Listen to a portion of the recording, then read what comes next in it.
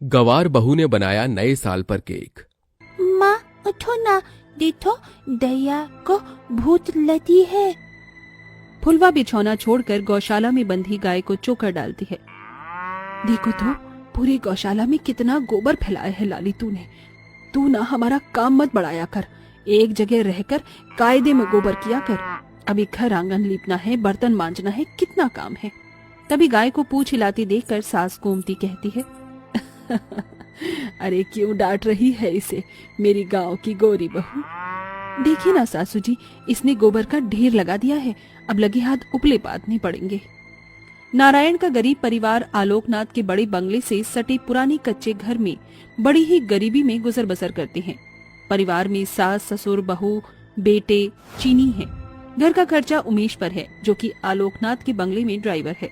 फुलवा आंगन में बैठी उपली बनाती है, वहीं गाड़ी में बैठी मान्या घमंड दिखाकर कहती है, उमंग, ये तुमने किसी ड्राइवर पर रखा हुआ है, एकदम बैलगाड़ी की तरह स्लो कार चला रहा है ये। वो भाभी जी, आगे रास्ते पर बहुत कोहरा छाया हुआ है, इसलिए मैंने स्पीड कम की है। ये भाभी जी किसे कहा तुमने? कॉल मी मैडम, समझे? मेम साहब कहो मुझे। दो कौड़ी के ड्राइवर, अपनी औकात में रहो। इतने में बंगला आ जाता है और मान्या उतरती है तो उसकी नजर झोपड़ी में फुलवा को गोबर से उपले बनाते देखती है। इट्स सो याक, इतनी सुंदर बंगले के बाहर इन जैसी जाहिल गवारों की झोपड़ी किसने बना दी? And that's the bottom lady, कैसे अपने हाथों में गोबर उठा रही है। यो, मुझे तो उल्टी आ रही है। मान्या अंदर चली जाती है और उमंग कहता है, उमेश, तुम मान्या की बातों का बुरा मत मानना। अच्छा सुनो, आज शाम को बंगले में हमारी शादी की रिसेप्शन पार्टी रखी है, तो सभी को लेकर आना। ठीक है छोटे बाबू।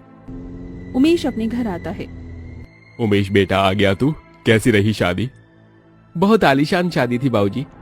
अरे वो तो होगी ही ना जी, बड़का बड़का लोग की शादी तो उका कहते हैं। ब्लैंकेटवा में जो होती है उसे ब्लैंकेट हुआ नहीं, बैंक्वेट कहते हैं फुलवा। हाँ, सही पकड़े हैं।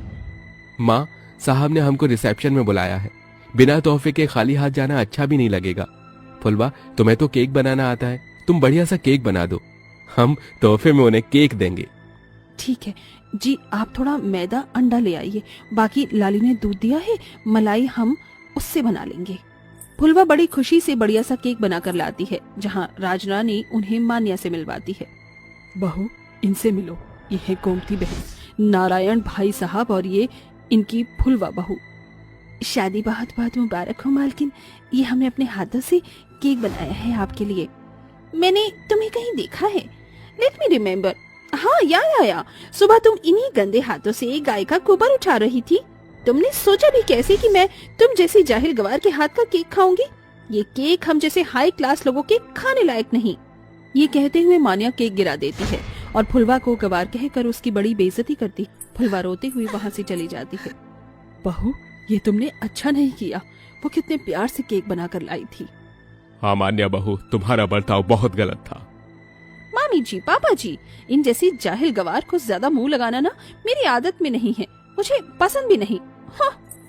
मान्या घमंड दिखाकर चली जाती है। माँ मत लो ना, चुप हो जाओ ना। चुप हो जा फुलवा बहू, देख चीनी भी रो रही है, अभी तक मालकिन की बहू की बातों को दिल से लगाए हुए है। सासू जी, आखिर ये शहर वाले खुद को समझते क्या हैं? अरे कौन हक दिया इन्हें किसी गांव वाले को गवार बोलने का? हम तो बड़ी खुशी से मैडम जी के लिए केक बनाए थे और उन्होंने वही केक हमारे मुंह पर दे मारा। जाने दे बहू, जिसकी जैसी सोच, मगर हमें तो पता है हमारी फुलवा बहू कितना बढ़िया केक बनाती है। अब अपने हाथों का केक बनाकर हमें खिला दे। फुलवा आंसू पहुंचकर केक बनाकर अपने ससुराल वालों को खिलाती है। अरे वाह माँ, ये वाला केक तो बहुत टेस्टी है। हाँ बहू, और ये तो चॉकलेट केक से एकदम अलग है। माँ जी, ये फच केक है, बड़का बड़का लोग यही वाला केक खाते हैं। फिर तो आप नए साल पर भी यही वाला केक बनाना माँ। पता भी नहीं चला कैसे ये बरस भी बीत गया और नया साल आने वाला है। ऐसे ही दिन बीतते हैं और गुजरते दिन के साथ मॉल से लेकर बाजार, दुकानें नए साल के लिए सज जाते हैं। मामी जी, मुझे नए साल की शॉपिंग के लिए जाना है, मुझे 50,000 रुपए चाहिए। इतने पैसों का क्या करेगी बहू तू? ओफो मामी जी, इतनी क्वेश्चन करना जरूरी है क्या? बहू, अभी उमंग और तुम्हारे ससुर जी के बिजनेस में थोड़ी ढील है, हाथ भी तंग है। हर साल मैं और तुम्हारे ससुर जी गरीबों में नए साल पर कंबल दान करते हैं, बस उसी के लिए पैसे रखे हैं। इस बात से मान्या चिढ़ जाती है। मामी जी, अरे इतने बड़े घर की बहू होकर भी मुझे 50,000 रुपए के लिए आपके आगे हाथ फैलाना पड़ रहा है, जबकि ससुराल में ये मेरा पहला नया साल है। मगर आपको मेरी खुशियों की नहीं पड़ी, बल्कि 2 कौड़ी के गरीब भिखारियों में कंबल दान करने की पड़ी है। बात बिगड़ती देखकर राजरानी रखे हुए पैसे मान्या को दे देती है। उन पैसों को मान्या नए साल की शॉपिंग पर फिजूल के पैसे खर्च करती है। वहीं दूसरी तरफ, माँ 2 दिन बाद नया साल है, तो मेरे लिए केक बनाओगी ना? हम भी नया साल मनाएंगे ना? अपनी 4 साल की बेटी चीनी की आंखों में आने वाले नए साल की खुशी और केक खाने की ख्वाहिश पर फुलवा की आंखें भर आती हैं। ए जी, मालिक ने पैसे दिए क्या? नहीं फुलवा, मालिक बहुत चिंता में है। उनकी बहू बड़ी खर्चीली है। तो क्या इस साल हम गरीबों के घर में नया साल नहीं मनेगा? और चीनी की खुशियों का क्या? हम बड़े तो उस दिन रूखी सूखी रोटी भी खा लेंगे, मगर मेरी बिटिया केक जरूर खाएगी। आप मुझे थोड़े पैसे दे दीजिए, मैं उसी में कर लूंगी। ये लो फुलवा, मेरे पास इतने ही है। जहाँ एक तरफ गांव की गरीब बहू फुलवा थोड़े में भी सामान खरीद लाती है, वहीं अमीर बहू मान्या महंगा केक ऑर्डर देती है। सुनो भैया, मैंने केक ऑर्डर किया है, कल मेरे घर में न्यू ईयर पार्टी है, आप एड्रेस लिख लो। मैम, जैसा केक आपने ऑर्डर किया है वो बहुत ही महंगा है, इसलिए 10,000 एडवांस पे कर दीजिए। मान्या पैसे देकर घर आ जाती है। अगले दिन नया साल होता है। उस दिन फुलवा तड़के सवेरे कड़कड़ाती ठंड में भी उठकर घर आंगन लीपकर नहा धोकर पूजा पाठ करती है और अपनी सास ससुर के पैर छूती है। माँ जी, बाबूजी, नया साल मुबारक हो। जुग जुग जीती रहो, नया साल तुम्हें भी बहुत मुबारक हो। वहीं दूसरी तरफ मान्या रजाई में पड़ी होती है, जहां फुलवा खुद मिट्टी के चूल्हे पर धुआं सहकर भी अपने परिवार के लिए अपने हाथों से केक बनाती। वहीं शाम से पहले मान्या के घर केक आ जाता है। ये है हम अमीरों के खाने लायक, और एक केक उस चाहिल कवार ने बनाया था। अभी तो पार्टी स्टार्ट होने में टाइम है, मैं रेडी हो जाती हूँ। मान्या तैयार होने चली जाती है, पर जैसे ही बाहर आती है तभी अपनी ऊंची सैंडल के चलते वो केक पर ही गिर जाती है। ओह नो, मेरा केक! अब मैं क्या करूं? सारे गेस्ट आने वाले हैं और केक की दुकान भी यहाँ से 1.5 घंटा दूर है। आज तो मेरी इज्जत का फालूदा बन जाएगा। ये सोचकर मान्या रोने लगती है। तभी राजरानी कहती है, बहू, एक है जो तेरी इज्जत बचा सकती है, फुलवा। वो बहुत बढ़िया केक बनाती है। मगर मामी जी, मैं किस मुंह से जाऊं वहाँ? मान्या बहू, फुलवा गांव की है और गांव देहात के लोग बड़े दिलदार होते हैं। वो तुझे निराश नहीं भेजेगी, ये मेरा भरोसा है। मान्या फुलवा की झोपड़ी में जाती है। मीम साहब, आप यहाँ? फुलवा, आज मैंने अपने घर में नए साल की पार्टी रखी है। मैंने जो केक ऑर्डर करके मंगवाया था वो गिर गया। अब मेरी इज्जत तुम्हारे हाथों में है। मुझे अपना बनाया हुआ ये केक दे दो, मैं तुम्हें इसके पैसे दे दूंगी। मगर मैडम जी, आपने ही तो उस दिन कहा था कि मैं जाहिल गवार हूँ, फिर आपके मेहमान हमारे हाथों का केक कैसे खाएंगे? उस दिन आपने एक झटके में हमारी इज्जत उतार कर रख दी थी। मगर हम ऐसे नहीं, कहे कि गांव के हैं ना, इसलिए जानते हैं इज्जत कैसे कमाई जाती है। अगर हमारे बनाए इस केक से आपकी इज्जत और शान नहीं घटती तो ले जाइए। मान्या केक लेकर जाने लगती है। माँ, तुमने बुरी आंटी को केक क्यों दिया? अब हम क्या खाएंगे? तभी मान्या दरवाजे पर ही रुककर उन सबको कहती है, मुझे बहुत अच्छा लगेगा अगर आप सब भी नए साल के जश्न में मेरे घर आए। इस बात से फुलवा और उसके ससुराल वालों को बड़ी खुशी होती है, जिसके बाद बड़े ही आलीशान तरीके से उस बड़े से बंगले में गवार बहू का बनाया हुआ केक खाकर सभी बड़ी खुशी से नया साल मनाते हैं। ओम जय लक्ष्मी माता मैया, जय लक्ष्मी माता, तुमको निस दिन सेवक हरि विष्णु विधाता। ओम जय लक्ष्मी माता। यहाँ शिवांगी पूजा कर रही होती है तो वहाँ तेजस्विनी रसोई से उठकर आती है और अपनी बहू को पूजा पाठ करते हुए देखती है। क्या बात है बहू, सुबह सुबह भगवान की पूजा कर रही हो तुम। तुम तो पूरी ही सर्वगुण संपन्न बहू हो। हाँ माँ जी, वो क्या है ना, हमारी माँ ने सिखाया है कि सुबह उठते ही पूजा पाठ करना घर की लक्ष्मी के लिए बहुत अच्छा होता है और घर में बरकत आए, यही तो मैं चाहती हूँ। बहुत खूब बहू, बस ऐसे ही चलता रहना चाहिए।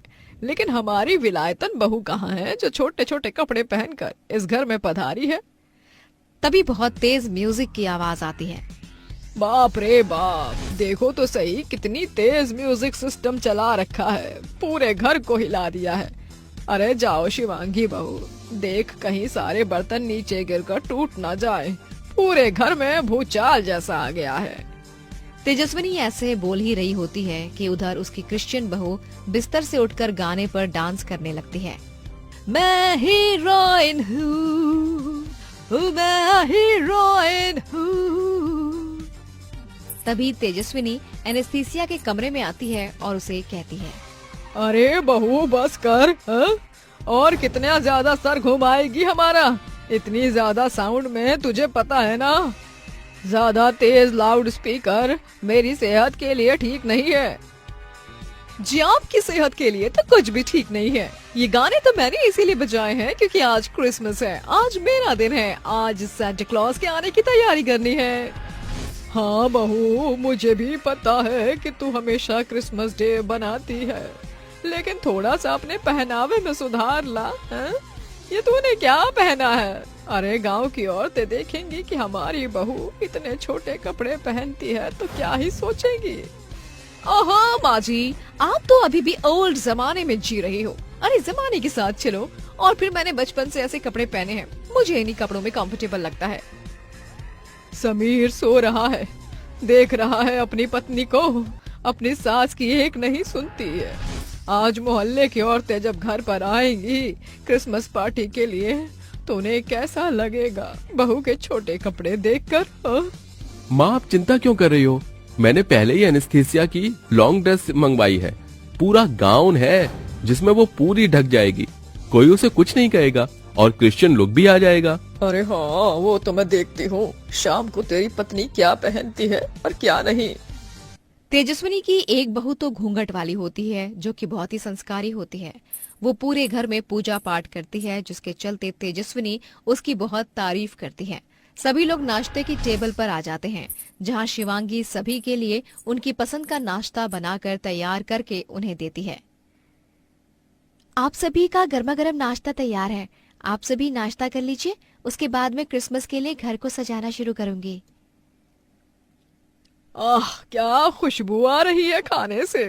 अरे बहू, हमारे तो भाग्य ही खुल गए, जब से तू घर के अंदर आई है रोजाना स्वादिष्ट खाना खाने को मिलता है। और एक वो निकम्मी है जो कभी खाना बनाने में हाथ ही नहीं लगाती, ऊपर से फ्री पॉकेट का खाने के लिए आने में भी बहुत आनाकानी करती है। तभी वहां पर एनेस्थीसिया आ जाती है और अपनी ड्रेस दिखाते हुए कहती है, तुम्हें कैसी लग रही हूँ? मुझे पता है क्रिसमस के लिए मैं यहाँ बहुत प्यारी ड्रेस पहन कर आई हूँ, तो अच्छी ही लग रही होंगी ना। वैसे आज नाश्ते के लिए क्या बनाया है माँ जी?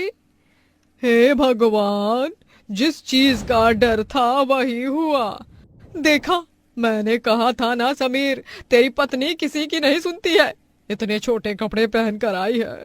अरे मेहमान आएंगे तो अगर इसे इतने छोटे कपड़ों में देखेंगे तो क्या सोचेंगे? अरे शिवांगी बहू, तू ही इसे कुछ सिखा दे। एक तो तू इतनी संस्कारी और ऊपर से ये है कि जो छोटे मोटे कपड़े पहनकर जब मर्जी कहीं भी आ जाती है।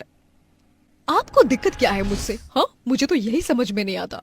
अरे मैं कितने महीने से यहाँ ऐसे ही कपड़े तो पहन रही हूँ ना, लेकिन फिर भी देखो रोजाना आपकी आदत बन गई है मेरे कपड़ों को टोकने की। कम से कम आज क्रिसमस डे का दिन है, आज के दिन तो चुप हो जाती। एनेस्थीसिया शांत हो जाओ, मुझे ये बताओ कि तुम्हारी जो ड्रेस मैं लेकर आया था तुमने वो क्यों नहीं पहनी? वो बहुत बड़ी है, उसमें मुझे घुटन हो रही है। हे भगवान बताओ तो, यहाँ चार चार स्वेटर पहने हैं, ठंड इतनी हो रही है और इस लड़की को जवानी चढ़ी है, अब कौन ही समझाए। माँ जी आप शांत हो जाइए ना, आपका बीपी लो हो जाएगा। बहू, तुझे मेरी कितनी चिंता है, तू तो बहुत अच्छी है। तेरी तारीफ करते करते तो पूरा दिन ही निकाल दूं मैं।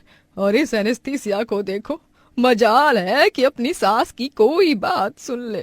खैर, मैं तो जा रही हूँ अपनी सहेली के घर, अब तुम ही देखो अपना क्रिसमस। तेजस्विनी ऐसा कहकर अपनी सहेली के घर चली जाती है। इसके बाद शिवांगी और एनेस्थीसिया क्रिसमस पार्टी के लिए घर को सजाने लगती है। एनेस्थीसिया घर को मॉडर्न तरीके से सजाने की कोशिश करती है तो वहीं शिवांगी पूरे घर को फूलों की माला और गुलाब की पत्तियों से सजाती है। ओह माय माय, तुम्हें कितनी बार कहा है ये दिवाली नहीं है, क्रिसमस है क्रिसमस। कम से कम आज के दिन तो ये फूलों की माला मत लगाओ।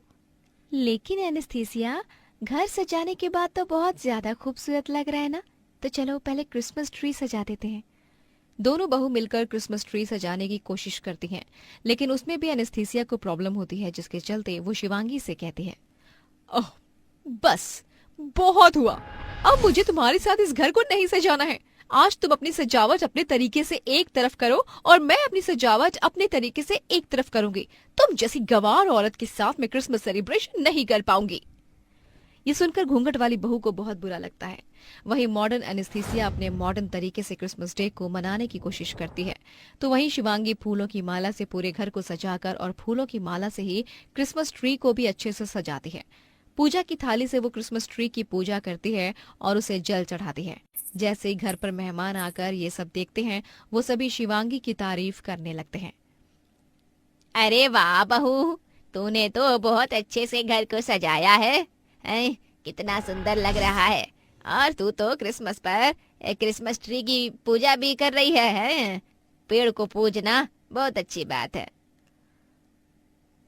अरे हमारी देसी घूंघट वाली बहू बहुत संस्कारिक है, उसे हर एक चीज तरीके से करनी आती है। जब तक हम भगवानों का आदर नहीं करेंगे तो कैसे उन्हें हमारी भक्ति दिखाई देगी, हैं? अरे घूंघट वाली बहू, साड़ी में बहुत प्यारी लग रही हो, भगवान तुम्हें हमेशा खुश रखे। तभी सभी मेहमान जब एनेस्थीसिया को देखते हैं तो वो उसके छोटे कपड़ों के ऊपर कमेंट करते हैं और उसे समझाते हैं। हम लोग तुमसे कितने बड़े हैं और हमारे सामने तुम इतने छोटे कपड़े पहनकर खड़ी हो। ऊपर से तुमने इस पूरे घर को मॉडर्न तरीके से सजाया है, लेकिन देखो शिवांगी बहू कितनी समझदार और सभी चीजों का पालन करने वाली बहू है। तुम्हें उससे सीखना चाहिए कि हर एक चीज का आधार कैसे करना चाहिए। अरे रहने दो बहनों, क्यों समझा रही हो इस बेचारी को? इसे समझाकर कोई फायदा नहीं है। इसे तो हमारी बातें कड़वी लगती हैं। आखिर क्रिश्चियन परिवार से जो आई है, चलाएगी तो अपनी ही ना। तेजस्विनी के ऐसा कहने पर एनेस्थीसिया को अपनी गलती का एहसास होता है। पहले तो वो शिवांगी से आकर चिढ़ रही थी, लेकिन बाद में वो साड़ी पहनकर आती है और सभी से माफी मांगती है। सभी मुझे माफ कर दीजिए, मैं ये भूल गई थी कि हर घर के तौर तरीके अलग होते हैं और हमें इस तरीके से चलना चाहिए। मैं तो बस अपने क्रिश्चियन त्योहार को अपने क्रिश्चियन तरीके से ही बना रही थी, लेकिन मुझे ऐसा नहीं करना चाहिए था। मुझे आप सभी की खुशी के चलते वही चीज करनी चाहिए थी जो सबको पसंद आनी चाहिए। आप सब मुझे माफ कर दीजिए। एनेस्थीसिया को अपनी गलती का एहसास करते हुए देख सभी उसे माफ कर देते हैं, जिसके बाद तेजस्विनी अपनी दोनों बहू को बहुत प्यारा गिफ्ट देती है और वो सभी उस दिन क्रिसमस पार्टी को बहुत अलग तरीके से एंजॉय करते हैं और खुशी खुशी क्रिसमस पार्टी बनाते हैं। जिसके बाद अब एनेस्थीसिया अपने ससुराल के तौर तरीके सीखती है और खुशी खुशी रहने लगती है।